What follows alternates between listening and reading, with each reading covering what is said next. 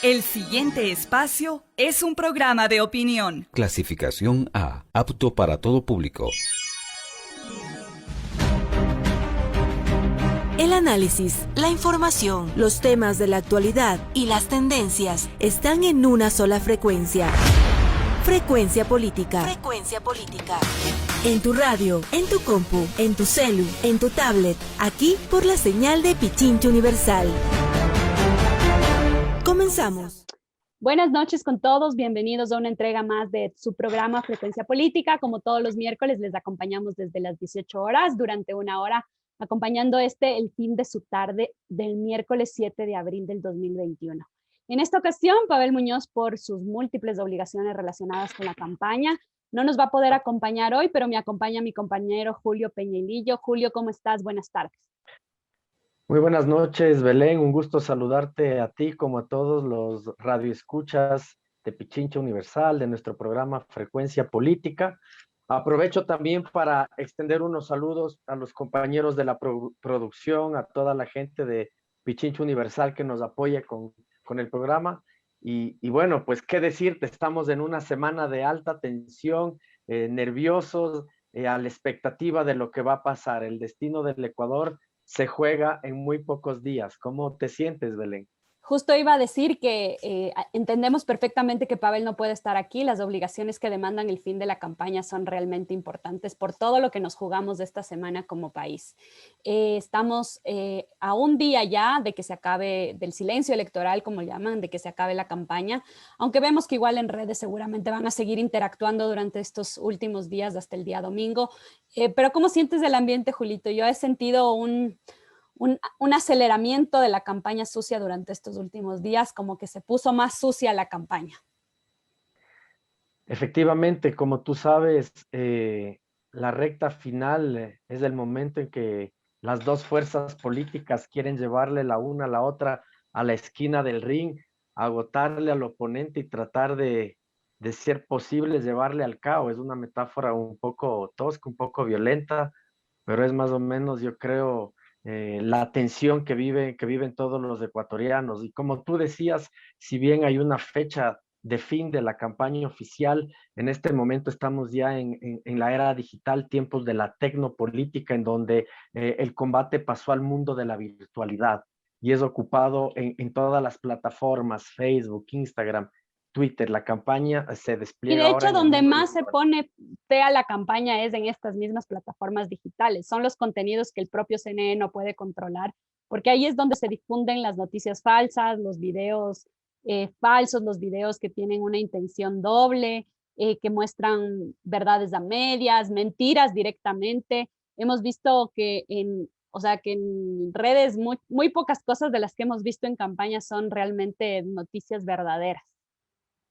Así es, mi querida Belén, y en esto, conversando con nuestros radioescuchas, con la gente que nos acompaña, prender las alarmas. Mucho cuidado con las fake news. Al fin y al cabo, van a salir muchas noticias, hay que contrastarlas, pero en el fondo, ¿qué es lo que buscamos, Belén? ¿Cuál es el debate de fondo en la política? Yo creo que se traduce rápidamente en quién va a fortalecer lo público, que es al fin y al cabo el patrimonio de los que no tienen patrimonio, de las grandes mayorías de nuestros países que requieren ser fortalecidas, y quienes todavía creen en la entelequia de la mano invisible para resolver los problemas de la gente. Yo creo que ahí está la base.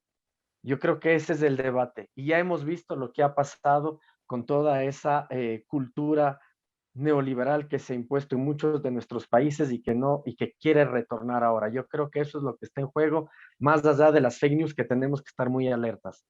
Y justamente como tú dices, Julito, lo que nos jugamos del domingo es las necesidades y los derechos de las personas frente a los privilegios que tienen unos pocos y que esta semana han salido a la luz justamente que el hijo del candidato a vicepresidente de Guillermo Lasso ha recibido la vacuna por ser gerente de una institución médica y no se trata de un personal de primera línea, no es una persona de edad avanzada y tampoco se encuentra en ninguno de los grupos priorizados para esta fase de vacunación. Sin embargo, el señor ya se encuentra vacunado. Y esto ya nos llega en un punto en el que ya en este tema de la vacunación ya nada nos sorprende. pero su cercanía con la campaña de Guillermo Lasso a mí sí me llama muchísimo la atención porque parece que todo el círculo, incluso familiar del binomio Lasso-Borrero, está vacunado ya. Así es, mi querida Belu, y esto es una pena decirlo porque vemos que justamente las llamadas élites, la gente que ha tenido la suerte de contar con la fortuna, de tener una cierta riqueza, sigue reproduciendo esta cultura de ciudadanía a dos velocidades.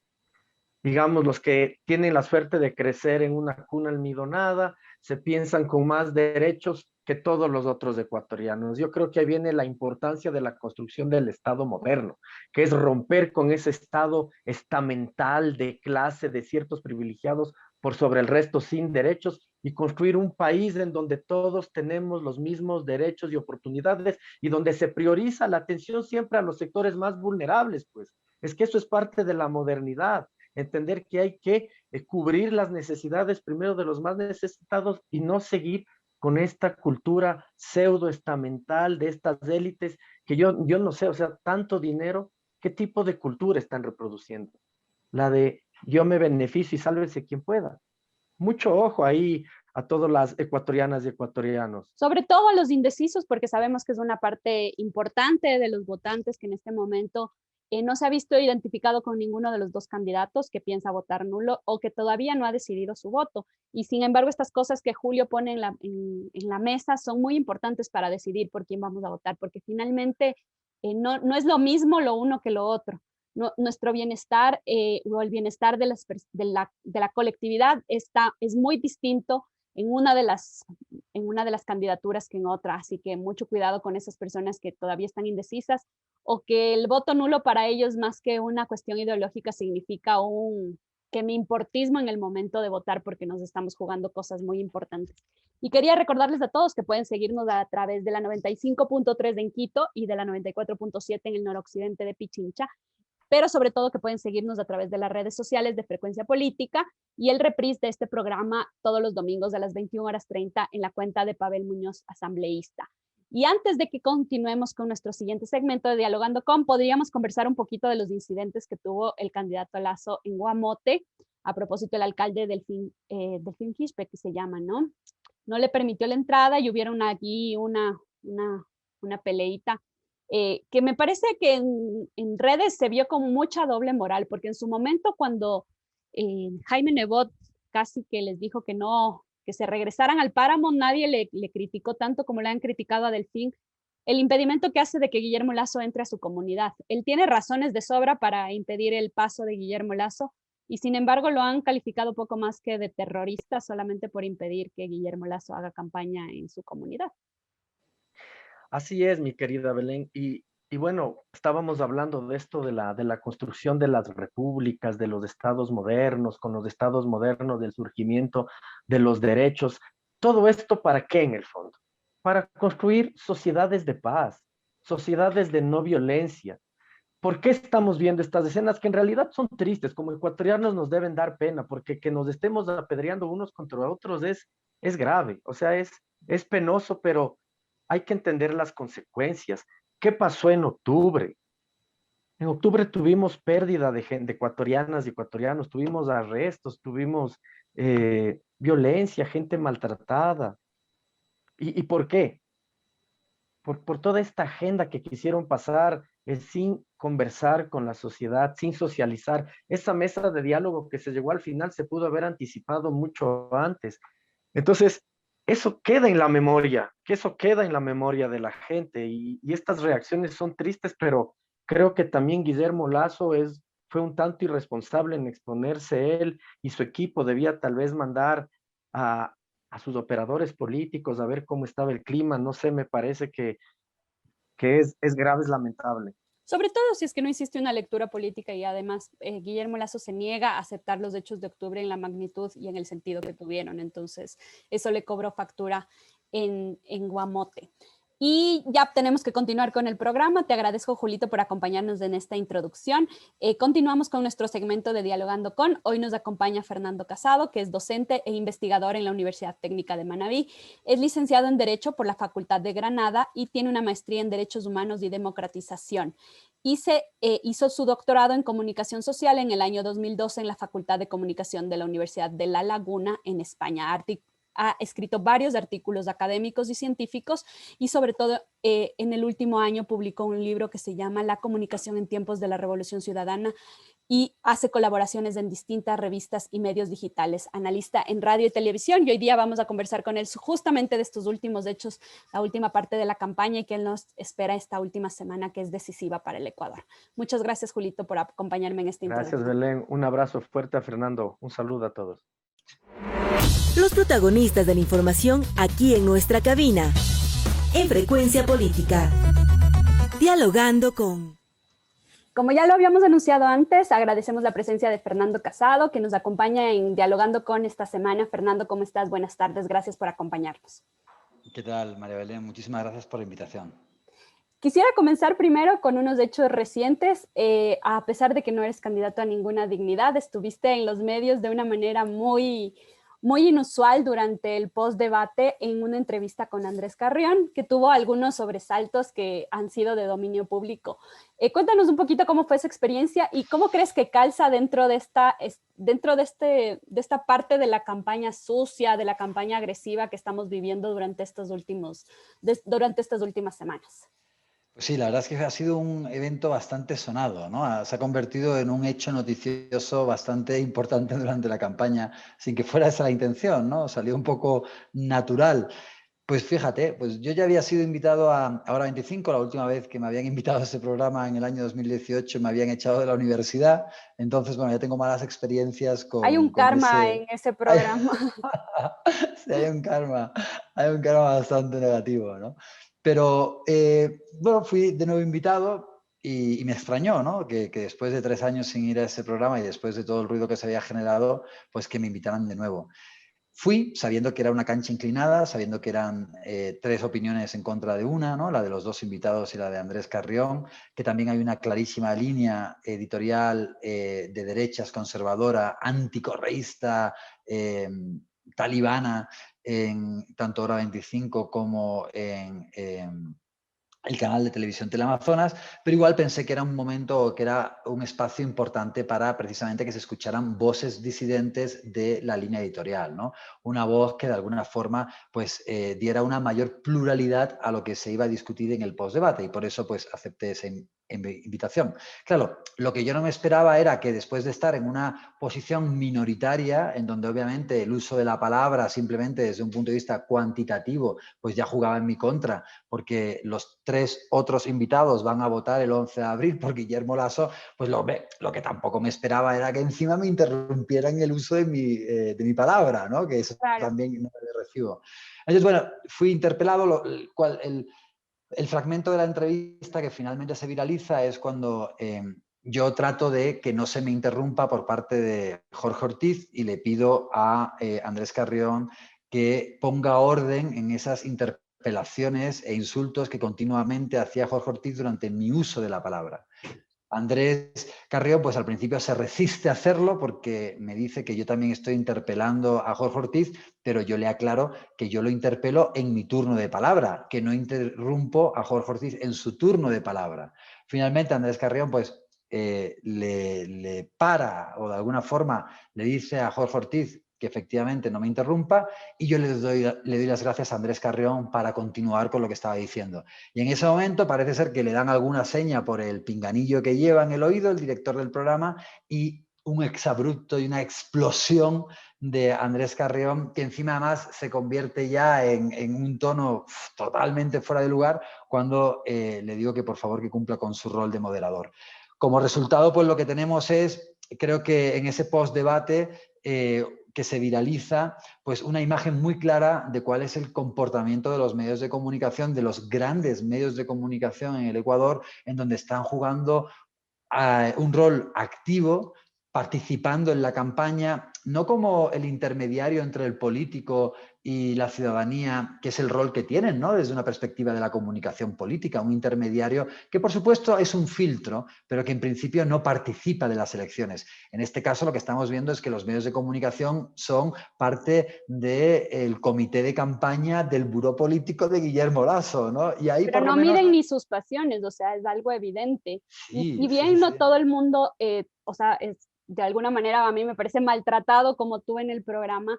Se mira que usualmente los periodistas están acostumbrados a agredir a los invitados de alguna manera correístas, mientras que los que son del lado de derecha son invitados a hablar, no son interrumpidos, pueden desarrollar sus ideas libremente. En cambio, casi que el otro tiene que ir viendo si es que tiene algún problema con la ley, porque seguramente se lo van a sacar en medio de la entrevista. Es un tratamiento diferenciado, evidente.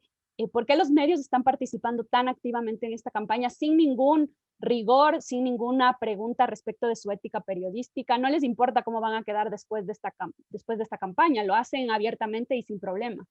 Sí, sin duda, ¿no? Estamos viendo cómo, como tú decías, si el invitado proviene del progresismo o del correísmo, es interpelado, insultado totalmente, incluso tratado de manera maniquea, como ocurre con el caso de las ofertas de campaña de Andrés Arauz, ¿no? En el que se manipula, se distorsiona. Y en cambio, si viene Lasso o viene alguien que comparte la ideología de Lasso, en vez de entrevistársele, se le asesora, ¿no? O sea, es como que va allí a tener una tertulia entre panas, ¿no? Entonces, sí, sí, es muy injusto y no solamente es injusto, es patético desde el punto de vista de la ética profesional del periodismo. Creo que aquí lo que ocurre es que medios de comunicación y Guillermo Lasso comparten primero la misma ideología liberal. Es decir, los medios de comunicación son empresas que la única diferencia con cualquier otra empresa privada con fines de lucro es que venden un intangible llamado información y que, por lo tanto, ellos abogan por la desregulación. El no pago de impuestos, el que puedan decir absolutamente lo que quieran, el que obtengan la mayor cantidad de beneficios por parte de la publicidad. Entonces, en ese sentido, en el que se aboga por la desregulación, comparten completamente la visión de mundo, la visión ideológica que tiene Guillermo Lasso. Por eso, al final, los medios de comunicación, como son dos modelos tan distintos los que están actualmente en lid, en juego, de cara a la segunda vuelta en el Ecuador, los medios se han comportado como si fueran parte de la campaña de Guillermo Lasso. Son activistas, lasistas en este momento. Y de esa forma también es por lo que existe un cierto éxito en esa campaña sucia por parte de Guillermo Lasso. Es decir, si Guillermo Lasso aboga o acusa a Andrés Arauz de que quiere desdolarizar el país o que va a convertir a Ecuador en Venezuela, inmediatamente los medios de comunicación se hacen eco de esa afirmación y la reproducen, dándole la veracidad que tratan de darle de cara a imponer ese tipo de campañas sobre la opinión pública. Y es terrible, porque al final el medio de comunicación cae en un gran descrédito. Creo que el impasse en Hora 25 sirvió para ver a esos medios de comunicación sin careta, los vio toda la ciudadanía, independientemente de la afiliación política de ese espectador, de ese exabrupto, y sirvió también para exponer cómo los medios de comunicación han dejado de ser intermediarios entre la ciudadanía y el político o los políticos, sino que se han convertido, en este caso, en activistas políticos de uno de los candidatos. Y eso es importante porque creo que también le va a mostrar a la ciudadanía que se debe de reflexionar sobre el voto y no simplemente creer en lo que los medios de comunicación tratan de imponernos. Y más allá de, o sea, de esta activa participación casi pasional de los medios de comunicación frente a uno de los candidatos, ya de cara a la ciudadanía mismo y en el análisis político, ¿están teniendo efecto estos apoyos de los medios de comunicación? ¿La ciudadanía está creyéndole a los medios o inclusive esta campaña le está restando votos a Guillermo Lasso porque la ciudadanía ya no se ve informada a través de los medios tradicionales de información? Habrá que ver al final los resultados, ¿no? Habrá que ver qué ocurre el 11 de abril para poder evaluar hasta qué punto fue eficiente o tuvo un efecto boomerang este tipo de estrategias de ser el altavoz de Guillermo Lasso en su campaña. Y para ello, yo creo que los medios de comunicación están apuntando, creo que tratan con desdén a la ciudadanía, creo que menosprecian a la ciudadanía, porque al reproducir esa guerra sucia, al tratar de generar temor y que el ciudadano vote de manera irracional, motivado por el miedo y no por la comparación de programas electorales, creo que el medio de comunicación también está apuntando a que existe una despolitización de la ciudadanía, a que existe también una banalización de la política y de alguna manera en el fondo lo que hay o lo que podemos tener como resultado es un menosprecio del medio de comunicación hacia la ciudadanía a la que no trata como ciudadanos de pleno derecho con el ejercicio de derechos políticos y capacidad racional, sino que los trata con desdén y como personas que se mueven por estímulos irracionales como el miedo. Yo espero que no tenga ningún tipo de efecto o que tenga incluso un efecto boomerang este tipo de estrategias tan ruines y esa guerra sucia que se está utilizando con tanto descaro por parte de Guillermo Lasso y de los medios de comunicación. Pero veamos los resultados electorales. Yo sí creo que la ciudadanía es una ciudadanía, el ecuatoriano, después de todo lo que ha pasado en la historia reciente, pues tiene un nivel de madurez política mucho más alto del que piensan estos medios de comunicación y estos candidatos que utilizan siempre la guerra sucia. Y eso, por eso tengo mucha fe en que los resultados van a dar una holgada mayoría a Andrés Arauz y que se va a demostrar que la guerra sucia no tuvo efecto en el Ecuador. Que nos faltan, cuando salga este programa va a ser miércoles y va a faltar al menos solo un día más de campaña.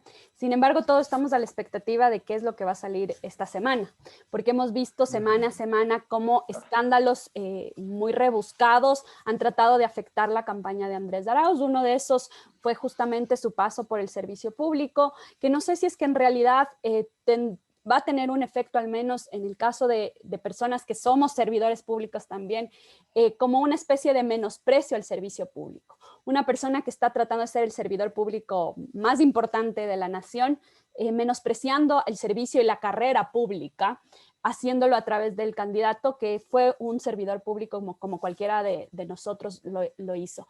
¿Por qué utilizar la figura del servicio público para atacar al candidato cuando tú estás tratando de ser uno de los servidores públicos del país? ¿Y qué podemos esperar de estos últimos días de campaña? ¿Crees que se va a agudizar esto de la campaña sucia? ¿Seguramente van a recurrir a algún escándalo durante estos últimos días? Yo creo que sí, yo creo que esa va a seguir siendo la tónica y por lo mismo, ¿no? Porque como no hay programa que ofrecer por parte de las filas de Lasso y porque si pasamos a un plano racional, Guillermo Lasso siempre va a perder las elecciones porque representa los peores años, o sea, estos últimos terribles años de pandemia en los que ha habido un enriquecimiento de la banca. Todos hemos perdido menos la banca. Cuando se han hecho también cogobierno con el gobierno de Moreno creo, en la Asamblea Nacional para que para que pudieran entrar en vigor las peores leyes. La posición que tuvo Guillermo Lasso de cara a las protestas de octubre, en la que apoyó totalmente las tesis de Moreno, en el que estuvo de acuerdo en la eliminación de un plumazo de los subsidios a los combustibles. Entonces, claro, hay que llevar, Guillermo Lasso tiene que llevar la campaña electoral a otro plano, al plano en el que todo este tipo de eventos sean ocultados, todo este currículum y el pasado reciente y el cogobierno de Guillermo Lasso sea ocultado y centrar la atención pública en otro tipo de cuestiones que además encima apoyan o van orientadas simplemente a la generación de guerra sucia. Entonces, en este sentido, creo que vamos a seguir viendo este tipo de ataques, ¿no? Y lo que tú has comentado en este momento, como es qué ocurrió con la compra de la renuncia de Andrés Arauz, ¿no? Es una especie de principio de transposición. Es decir, como el propio candidato Guillermo Lasso tiene mucho plomo en el ala porque forma parte del pequeño grupito de los más ricos y privilegiados del país, en el que él tiene beneficios anuales por más de 6 millones de dólares, entonces, para evitar hablar de sus privilegios y de cómo también se ha ido enriqueciendo en tiempos de pandemia, pues ataquemos al contrario, el principio de transposición. Vamos a darle con todo al contrario, generando un ruido en donde realmente no lo hay, porque además en ese caso concreto el propio Andrés Arauz es víctima. El hecho de que le hayan comprado la renuncia después de estar trabajando en el sector público durante 15 años y que le hayan indemnizado con 27.000 dólares es en realidad terrible, porque lo que han hecho es tratar de acabar con la carrera profesional que tendría Andrés Arauz. ¿A qué me refiero? Él empieza su carrera cuando gana una plaza por concurso oposición en el Banco Central. Obviamente, después, como tuvo muchas otras funciones también en el sector público, pide licencias, pero al final, cuando se va a un doctorado, vuelve a su cargo, pero se va directamente a hacer un doctorado. ¿Qué ocurre en ese momento? En ese momento lo que ocurre es que se le compra la renuncia. Una figura que hasta la Corte Constitucional ha declarado como inconstitucional. A mí me hicieron exactamente lo mismo cuando me echaron del IAEN para truncarme mi carrera. Entonces no es, oh, qué bien, qué maravilla. A mí me pagaron $8.000 porque había trabajado 5 años en el sector público. Oh, Fernando Casado, oh, Andrés Arauz, que son unos delincuentes y unos pipones. No, nos intentaron quebrar la carrera. Intentaron tanto a él, porque cuando Andrés Arauz termine con otros cargos en el sector público, ¿dónde va a volver? Volvería a su plaza en el Banco Central. Yo, ¿dónde quería continuar con mi carrera Esa es la idea de la carrera pública, pues, de hacer carrera pública. Pero no solamente te compran la renuncia y te quitan tu plaza que ganaste por un concurso de oposición, sino que además tienes un impedimento para poder volver a trabajar en ciertos sectores del sector público. Es terrible lo que te hacen. Pero en vez de verlo como una víctima y ver como qué desaire o qué escándalo que le hayan comprado su cargo en el sector público, donde él iba a hacer su carrera como servidor público, al igual que me ocurría a mí, encima somos unos aprovechados del Estado porque recibimos $27.000 en el caso de Andrés Arauz. Pero es que además Guillermo Lasso, que recibe por los intereses y utilidades de su banco, que no ha dejado de percibir o de crecer en tiempos de pandemia a costa del sufrimiento del resto de la población, de él no se habla, que tiene $500.000 por las utilidades y por ser uno de los principales accionistas del Banco de Guayaquil, cuando ese banco se ha puesto las botas. En el año 2020 ha tenido mayores beneficios, mayores utilidades que durante el año 2019. Y no hablamos de que eso sí es un escándalo, de que Guillermo Lasso haya recibido utilidades directamente por $6 millones, y tenemos que hablar de los $27.000 de Andrés Arauz porque se le compró la renuncia. Fíjate, ¿no? Es el principio de transposición. Para ocultar mis debilidades, en vez de defenderme, genero un ataque contra mi contrario, donde en realidad mi contrario no tiene debilidades, pero así oculto las mías propias. Eso es un escándalo para mí. Cómo se ha forrado el Banco de Guayaquil y el resto de la banca a costa del dolor y del sufrimiento y el esfuerzo del resto de la ciudadanía, que ha visto constreñido el sector. Durante 4 meses el sector productivo desapareció casi totalmente. En un 70% se paró absolutamente, pero la banca seguía cobrando los intereses como si no hubiera pasado nada. Eso es un escándalo. De eso tenemos que hablar, de cómo se enriqueció Guillermo Lasso durante el año de pandemia, y no de la compra de una renuncia que encima es una medida injusta en contra de Andrés Arauz. No tiene sentido.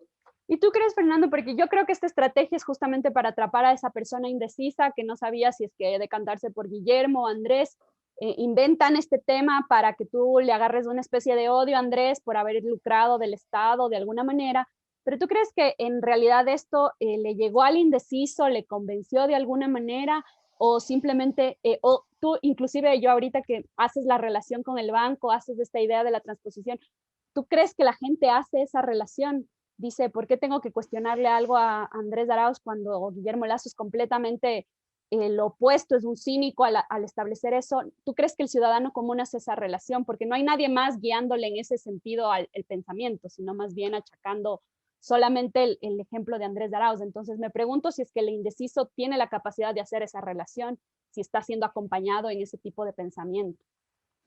Claro, es que, por ejemplo, si formas parte de ese grupo de indecisos, si a lo mejor tu sensibilidad con la política es baja, si normalmente pues no te atrae mucho, aunque estemos en un proceso electoral y aunque te veas obligado a votar, y de repente no recibes la información en su justa y completa dimensión, sino que recibes la información de manera sesgada. Si a mí, por ejemplo, me dijeran de repente, yo no conozco el tema, y me dicen de repente, no, porque Andrés Arauz recibió por la cara, sin ningún tipo de justificación, $27.000 para que se fuera a su casa con $27.000. Pues yo diría, no digas, ¿en serio? Claro, una vez que conoces la historia, ves que es justamente lo contrario. Pero si te lo cuentan así y te lo repiten así, estereotipando esa realidad día y noche durante una semana en todos los medios de comunicación por parte del candidato, utilizando eso, los medios de comunicación como su altavoz, pues al final el mensaje llega manipulado. Y entonces, claro, una persona que no haya indagado en la profundidad del asunto, pues puede llegar a creer que esa información efectivamente es una información escandalosa en contra del candidato Andrés Arauz y tragarse el cuento. Y eso es lo que están apostando en esta guerra sucia en todo momento, ¿no? Apuntar a los indecisos, apuntar a personas menos politizadas, tratarlas con desdén y darles mensajes parcializados, manipulados, que tengan un efecto de rechazo hacia Andrés Arauz. Entonces, te repito, espero que no tenga éxito, porque lo que hay que hacer es una comparación racional de programas electorales. Pero eso es lo que están haciendo con esa campaña que es tan característica de Durán Barba, el vacunado VIP, de bombardear, incidir, insistir, día y noche, mensaje tras mensaje en la guerra sucia. Muchísimas gracias, Fernando, por estas respuestas. Vamos a tomar una pequeña pausa que nos pide la producción del programa y regresamos enseguida con Frecuencia Política. Retomamos este diálogo con Fernando Casado. Muchas gracias por seguirnos acompañando, por la audiencia que tenemos en este momento, y continuamos con el diálogo. Esperamos que este espacio justamente sea para que las personas, como estábamos conversando, esos indecisos, puedan de alguna manera contrastar la información que reciben en los medios tradicionales y tomen una decisión informada si es que todavía no saben cuál de los candidatos se ajusta mejor a sus preferencias. La semana pasada pasaron dos hechos importantes muy relacionados con la comunidad indígena. De parte de la candidatura de Andrés Arauz recibió el respaldo de Jaime Vargas, o el respaldo de la CONAIE, y de parte del candidato Lasso tuvo un incidente en Guamote, justamente cuando el alcalde de Guamote no impidió el paso de la campaña de Lasso a la comunidad por considerarlo un traidor a los hechos de octubre. Octubre del 2019 sigue estando muy latente en la campaña. ¿En qué sentido se conecta octubre con inclusive la primera vuelta? ¿Cómo debemos leer los hechos de octubre de cara al proceso electoral completo? ¿Fue Yacu Pérez más bien dicho, los resultados que obtuvo Yacu Pérez fue por octubre del 2019, fue porque él representaba la lucha de octubre del 2019? Y de cara a la segunda vuelta, ¿quién recoge la lucha de octubre de mejor manera? Yo creo que sí, yo creo que en gran parte el éxito de Yacu Pérez en la primera vuelta tiene que ver con él haber representado, haber capitalizado esa protesta que fue desde los movimientos indígenas, pero que se generalizó en todo el país, ¿no? Recordemos que las principales vías del país, no solamente en la sierra, sino también en la costa, fueron bloqueadas, que hubo en las principales ciudades tomas de las gobernaciones, gran cantidad de manifestaciones. Entonces, ese espíritu lo capitaliza sin duda Yacu Pérez en gran medida, ¿no? Después también veamos que fue muy sólido el voto que también obtiene Andrés Arauz en la primera vuelta. Y el gran perjudicado, aunque pasa in extremis, y quién sabe si a lo mejor no con fullería o con fraude, a la segunda vuelta, es Guillermo Lasso, que obtiene su peor resultado en las tres participaciones que ha tenido en elecciones presidenciales, ¿no?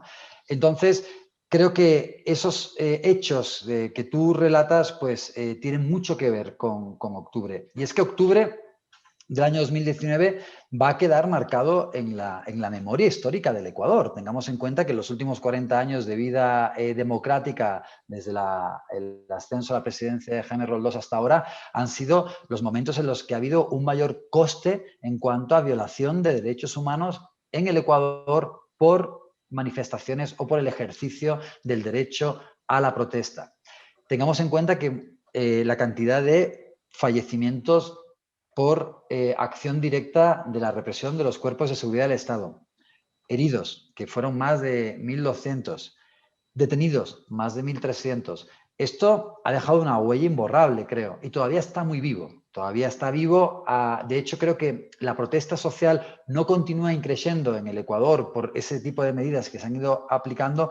Uno, por la pandemia y porque hay un confinamiento obligatorio, y dos, porque hay muchas esperanzas puestas en las elecciones, pero inmediatamente después de las elecciones o se toman las medidas correctas o esta situación de protesta social y de desestabilización pues van a volver a producirse.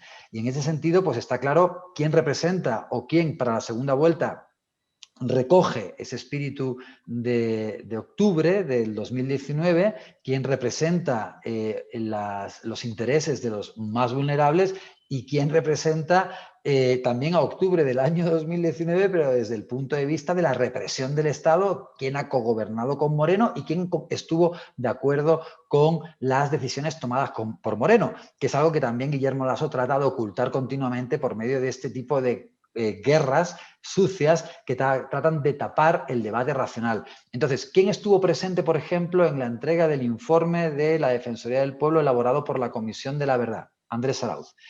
¿Quién fue, junto a los movimientos indígenas, también el movimiento perseguido justamente después, durante y después de las protestas de octubre? El correísmo, la privación de libertad de Paola Pavón, prefecta de Pichincha, de Cristian González, de Virgilio Hernández, todo lo que fueron también los procesos judiciales que hicieron a muchos de los ex altos cargos del correísmo, que tuvieron que primero refugiarse en la Embajada de México y después salir al extranjero.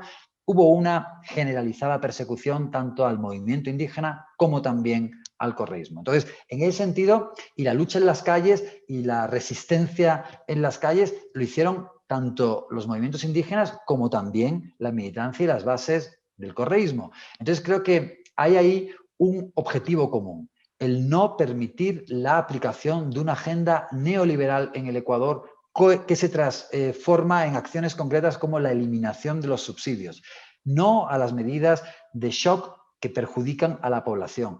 Y creo que ahí hay, pues obviamente, una agenda absolutamente común entre el movimiento indígena y Andrés Arauz. De ahí que se haya dado ese apoyo por parte de Jaime Vargas, que creo que es muy consecuente y muy coherente con lo que es la gravedad de la situación en la que nos encontramos en el Ecuador desde el punto de vista económico y, sobre todo, cuáles son las alternativas entre uno y otro candidato de cara a esta segunda vuelta y de cara a la toma de posesión del próximo presidente. Entonces, en ese sentido, creo que Jaime Vargas ha leído muy bien la realidad y por eso le da su apoyo a Andrés Arauz para, de alguna manera, manifestar que aquí no es que nos estemos, no es que dé igual quién gana, no, es que Guillermo Lasso significaría la vuelta, o la continuación, mejor dicho, de estas medidas neoliberales y probablemente la vuelta de muchos octubres del 2019 con muchísima represión. Recordemos que Guillermo Lasso tildó de manera absoluta a quienes protestaban, a los manifestantes, como vandálicos y anarquistas. Apoyó las medidas de Moreno. Y lo que él llamó la civilización, ¿no? Claro, o sea, imagínate, justificó además que se pudieran aplicar esas medidas neoliberales de eliminación de los subsidios porque había un supuesto contrabando del combustible.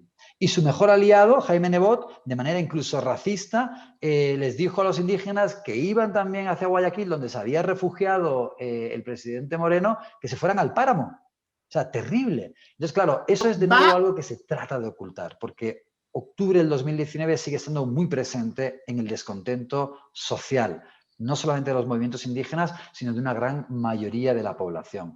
Y esto, pues obviamente, sin duda, creo que quien está alineado con una agenda social de recuperación del bienestar es Andrés Arauz y no Guillermo Lasso. Sí, el informe que tú mencionaste de la Defensoría del Pueblo, que es muy importante y que va a sentar una base respecto de cómo vamos a analizar octubre del 2019, acertadamente lo hizo un equipo multidisciplinario y de alguna manera, si bien tenía participación de muchas personas relativamente objetivas a la política, participa una persona que fue binomio de Guillermo Lasso, que es el señor Solines. Y él está de acuerdo con los contenidos del informe. Él es una persona que representa de alguna manera ese lado de la política, que de alguna manera está vinculado con Guillermo Lasso. ¿Por qué le cuesta tanto, inclusive a Guillermo Lasso, creerle a alguien que es su coideario Solines, que le está diciendo que sí, que el Estado falló en octubre del 2019, que hubo un uso excesivo de la fuerza, que hubo una persecución de manera grave a personas que perdieron su vida, perdieron partes de su cuerpo? Aún teniendo un interlocutor de su lado como Solines, ¿por qué Guillermo Lasso es incapaz de apropiarse de esa lucha y de entender la lucha de octubre y de alguna manera comprenderla? Si tiene un aliado ahí en el informe que pudo inclusive guiarle en la discusión. Además, María Belén, corrígeme si me equivoco, sí que entonces tendríamos personas con cierta afinidad a Guillermo Lasso como el señor Solines, pero sin embargo a nadie que participó en esa comisión se le puede tildar de correísta, ¿me equivoco? No, para nada, para nada. Entonces, El resto de las imagínate, personas no tienen ninguna vinculación y han sido muy con el críticas con correísmo. el correísmo. Efectivamente, o sea, lo que hay es una masa mayoritaria, una masa crítica de personas en esa comisión críticas con el correísmo. Y incluso se habla de crímenes de lesa humanidad. Imagínate, son crímenes que son, incluso pueden llegar a ser juzgados por la Corte Penal Internacional. Los peores crímenes posibles junto al genocidio, los crímenes de guerra y la agresión entre estados. Entonces, es muy grave, ¿no? Obviamente, ¿por qué no se trata de apropiar Guillermo Lasso de los Digo porque inclusive le cuestionamientos? convendría de alguna manera, así sea falso, no sé, no entiendo por qué no lo afronta, por qué no lo... Porque yo creo que la contradicción sería tan abrumadora, tan obvia, que el cinismo sería imposible de ocultar. Por eso prefiere obviarlo, ignorarlo, dedicarse a hacer su guerra sucia y no llevar el campo de la discusión a... o sea, prefiere obviar la discusión porque esa discusión le va a venir muy mal. Y porque yo creo que en el fondo su ultraliberalismo es tan radical que nunca va a aceptar que lo que ocurrió en octubre fue una violación generalizada de derechos humanos y que fue una desacertada medida la eliminación de los subsidios. Que fíjate que después el 14 de octubre, cuando hay un acuerdo entre los movimientos indígenas y los representantes del Estado, se vuelven a dejar sin efecto ese decreto que eliminaba los subsidios. Y después, de nuevo, con nocturnidad y alevosía, vuelven a mentirle al pueblo, vuelven a saltar la voluntad popular, violan los acuerdos llevados a cabo con el movimiento indígena y vuelven a eliminar los subsidios. O sea que es un despropósito absoluto, ¿no? ¿Dónde está Guillermo Lasso? Todo el tiempo, junto con el Partido Social Cristiano, respaldando las medidas de un gobierno totalmente desacreditado que tomó medidas que afectaban a los más vulnerables. Por eso nunca le vamos a ver ahí, nunca le vamos a ver del lado de los derechos humanos, siempre le vamos a ver del lado de quienes violaron los derechos humanos de la mayoría del pueblo ecuatoriano y especialmente de las personas en una situación de mayor vulnerabilidad, llegando a decirse, repito, que se cometieron delitos de lesa humanidad, o sea, algo terrible. Eso no había ocurrido acá en el Ecuador en los 40 años de democracia. Y sobre todo creo que más que apoyando el gobierno, estaba ejecutando su propio plan de gobierno. Guillermo Lasso no puede irse en contra de algo que estaba en su propio plan de gobierno y que seguramente si es que sería presidente lo seguiría ejecutando de la misma manera que Lenín Moreno lo ha hecho hasta este momento. Algo que ronda muchísimo en esta última semana, que yo lo he escuchado de muchos analistas, como ya lo había dicho, es este tema de los indecisos, este tema del voto nulo, de las personas que están dispuestas a votar nulo en una decisión que ya llega a ser de vida o muerte en este punto, porque el país realmente se le está jugando en esta elección. La mayoría de las personas que están más decantadas a este voto nulo son los jóvenes de 16 a 19 años. ¿Por qué los jóvenes no han logrado conectarse con ninguno de los dos candidatos?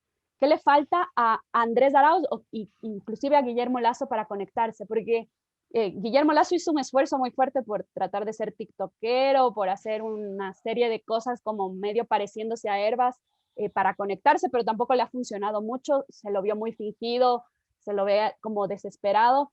¿Qué le falta a los candidatos para conectarse con los jóvenes? ¿Cuál es la discusión que no están teniendo y que no llega a los jóvenes? Y bueno, en el caso de Guillermo Lasso, aunque el mono se vista de seda, mono se queda, ¿no? Yo creo que vimos, por ejemplo, en la primera vuelta, como si hubo ese clic, ¿no? Con Herbas y ese voto joven que tanto ahora está en discusión, porque la mayor parte de los jóvenes, pues según los sondeos y estudios que se han hecho, pues no habrían optado por ninguno de los dos candidatos que ahora se enfrentan en la segunda vuelta, ¿no? Son parte de ese 48% de la ciudadanía que no votó ni por Guillermo Lasso ni por Andrés Arauz. Y entonces hay un esfuerzo de ambos por conectar con estos jóvenes. Habría que ver un poco hasta qué punto, en el caso de Herbas, se hizo una campaña muy propositiva de redes sociales o del uso del TikTok, y también tendríamos que ver hasta qué punto hay en ese recurso una banalización de la política, ¿no? Hasta qué punto al final lo estético está cada vez más primando sobre lo argumentativo y sobre la discusión política en sí misma, ¿no? Sí, Cómo porque yo no logro recordar ninguna propuesta de Herbas que se conecte con la juventud como para decir, sí, los jóvenes votaron por esa propuesta. Sí, Siento que quizás votaron por ese baile, por la viuda de fin de año, claro. no sé. Claro, claro. O votaron también por esas medidas también como adopta una mascota, pero no hubo una discusión de cuál es el programa de Herbas. Fíjate que a Herbas incluso hasta se le preguntó en una entrevista que si Vilma Andrade, que era la representante de Izquierda Democrática, pertenecía al BIN o al BAN o a qué grupo dentro de la Asamblea Nacional pertenecía, y él no tenía ni idea. Su desconexión con su propio partido es absoluta, ¿no? Pero es evidente hasta ahora esa desconexión. Sí, bueno, y después, por supuesto, ese harakiri político de apoyar a Guillermo Lasso que no tiene ningún sentido, ¿no? Porque si estás haciendo una proyección a futuro, pues es raro que haya vendido ese capital político quizás por simplemente obtener algún ministerio en el hipotético que no se va a dar gobierno de Guillermo Lasso. Entonces, creo que también hay un problema importante hoy en día en cuanto a cómo se está telenovelizando la política, cómo se está banalizando la política, cómo se le está vaciando de su contenido, cómo se está convirtiendo en un significante vacío la política, cómo al final lo estético prima sobre lo racional y el contenido.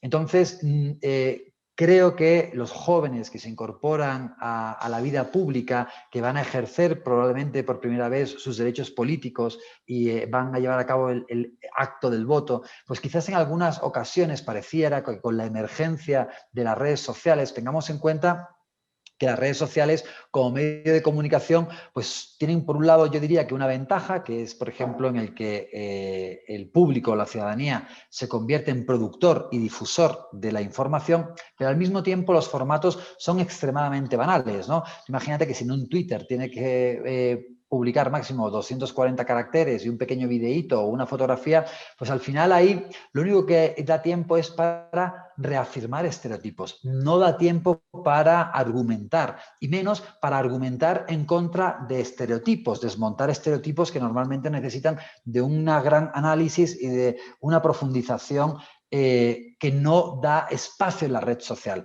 Entonces, sí creo que esas redes sociales, por donde claramente prima también la imagen y el estereotipo sobre la discusión política, han dado lugar a que sea muy fácilmente manipulable la información y que al final mensajes que son muy bien adaptados y estereotipados a esa red social tengan mucho éxito. Por eso creo que a mí, en el caso concreto de esa nueva generación, me preocupa mucho hasta qué punto están siendo informadas, hasta qué punto tienen realmente un criterio sólido y maduro para poder evaluar las distintas propuestas de los distintos candidatos. Lo pudimos ver en la primera vuelta y lo estamos viendo sobre todo también en esta segunda vuelta en cómo se trata de apelar a esos jóvenes. Entonces, creo que ambos candidatos lo buscan y yo espero que de nuevo, la juventud no caiga en la trampa de la banalización de la política a través de quién ha hecho la mejor campaña en redes, quién ha hecho el TikTok más chévere, quién ha hecho el mejor meme para poder convencer a esos jóvenes que se supone que quedaron huérfanos después de que sus candidatos no pasaron a la segunda vuelta y que ahora mismo todavía pudieran estar pensando por quién votar. Entonces yo espero que en esa gente joven, que no hay que tratarlos nunca con desdén, por supuesto, prime esa reflexión madura, seria, sobre la importancia que tiene el acto del voto. Y puede ser que finalmente se decanten por el voto nulo. ¿Tú crees que el nulo va a tener una votación histórica en este proceso electoral? ¿Crees que va a tener una repercusión también el llamado que Pachacutic ha hecho a sus bases y a sus coidearios para hacer el voto nulo que en esta segunda vuelta pueda superar el 10% que ha sido un histórico en las segundas vueltas electorales en el Ecuador? Esa es una buena pregunta, ¿no? Ver finalmente hasta qué punto tiene esa incidencia el voto nulo. Que el voto nulo, creo que en esta ocasión, pues es tan distinto lo que nos jugamos, tan diferentes y están tan en las antípodas las dos visiones de mundo y las dos formas de ejercer el poder y la presidencia y el rumbo del país, que creo que yo diría, obviamente desde mi percepción subjetiva, que no tiene sentido el voto nulo, ¿no? Pero el voto nulo también es una opción política y es una opción política bien reflexiva, es decir, que tampoco hay que menospreciar el voto nulo. Veremos si sube, ¿no? En principio, podríamos pensar que sí, como por ejemplo, quien queda tercero en las elecciones, que no sabemos si quedó segundo en realidad, está llamando a ese voto nulo consciente. Pero también sabemos que en el Ecuador los votos no son endosables. Lo vimos, por ejemplo, en la primera vuelta en el año 2017, en donde si los votos hubieran sido endosables por sus líderes, como ha hecho ahora mismo Herbas con Lasso, pues habría ganado las elecciones y por goleada Guillermo Lasso en el 2017 y no Lenín Moreno. Entonces, vamos a ver qué ocurre. Lo normal sería que sí que hubiera un incremento del voto nulo, pero yo sí creo que las bases de quienes votaron y los votantes que optaron por Pachacutic en la primera vuelta van a tener claramente una afinidad, como lo ha demostrado también esa imagen de Jaime Vargas y de Andrés Arauz juntos. Yo sí creo que por motivos de coherencia política la opción mayoritaria debe de ir a Andrés Arauz, porque lo que nos jugamos no es simplemente que haya un presidente u otro, lo que nos jugamos es que nos vayamos por el atolladero, por el barranco de octubre del 2019 o que salgamos todos juntos de la crisis mediante medidas de shock a favor de los más vulnerables en el país. Y ya tenemos que ir cerrando, no quiero dejar en el aire algunas preguntas. Pachacutic va a ser un actor político en los próximos 4 años muy importante. Sin duda. Va a tener la participación más alta en la Asamblea Nacional en la historia de su existencia, creo. Y quien gane como presidente, sea Andrés Arauz o Guillermo Lasso, va a tener que lidiar con ese partido y de alguna manera como gobernar con ellos.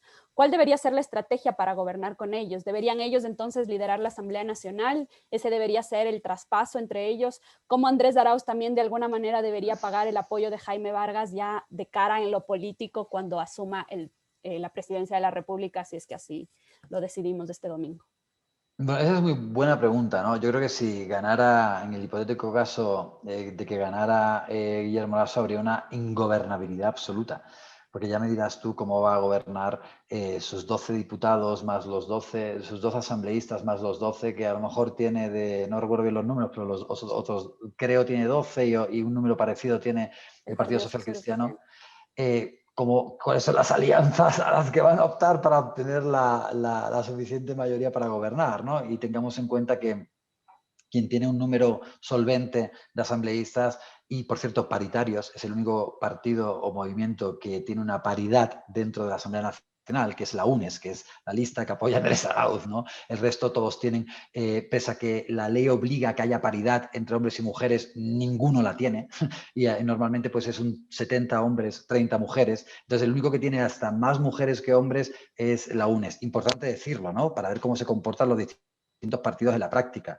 Entonces, yo creo que la gobernabilidad pasa por, efectivamente, hacer acuerdos programáticos entre la UNES, el correísmo, la Revolución Ciudadana, si lo queremos llamar así, y Pachacutic, que tendrían el número suficiente de asambleístas como para aprobar leyes, ¿no? Y creo que además, a mí me parece que no va a haber ningún problema, o no debería de haber ningún problema si de nuevo lo miramos y analizamos desde un punto de vista racional.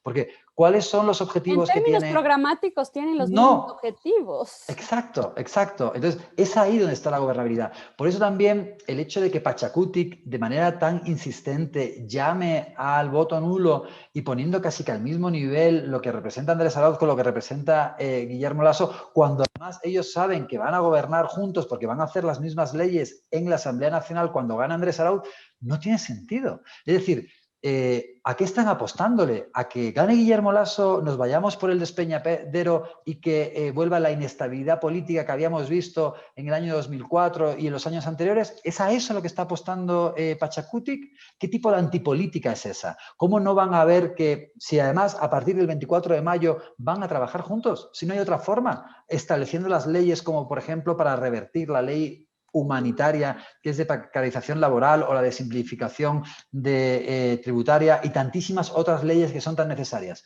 Entonces, es realmente, desde mi punto de vista, un acto de irresponsabilidad. Pero de todas formas, yo creo que a partir del 24 de mayo van a estar trabajando juntos y eso, si se logra hacer, yo espero que sí, que haya un espíritu constructivo para salir de la crisis económica, eso va a ser muy positivo porque juntos pues, van a poder elaborar las leyes que hace falta para paliar los efectos desastrosos de la crisis. Y espero que también consigan de alguna manera esa construcción del Estado plurinacional, que es la principal preocupación del movimiento indígena. Sin duda. diálogo ha sido muy nutrido. Fernando, quiero agradecerte muchísimo por darnos esta entrevista y quisiera que termináramos la entrevista tal vez con un mensaje que tú quisieras darles a todas aquellas personas que todavía están indecisos. Explícanos un poco qué nos estamos jugando este domingo en las votaciones. Sí, sin duda yo creo que nos estamos jugando un modelo para salir juntos de la crisis, tratando de beneficiar en primer lugar a las personas más vulnerables, o seguir con una agenda neoliberal de continuidad del gobierno de Moreno que nos va a llevar a muchos octubres del año 2019.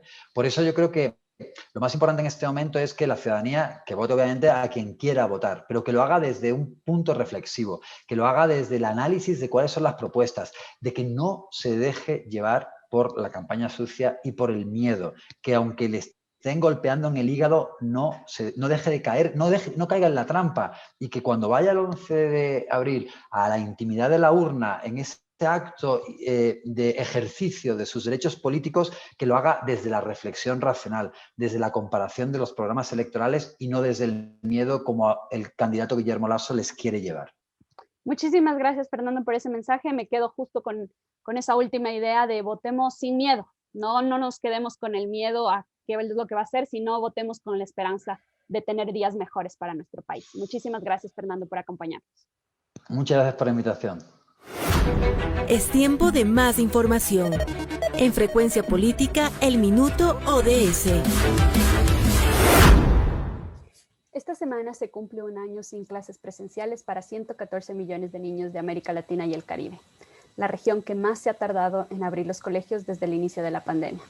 En nuestra región viven cerca del 60% de los niños, niñas y adolescentes que han perdido este año escolar completo a causa del coronavirus.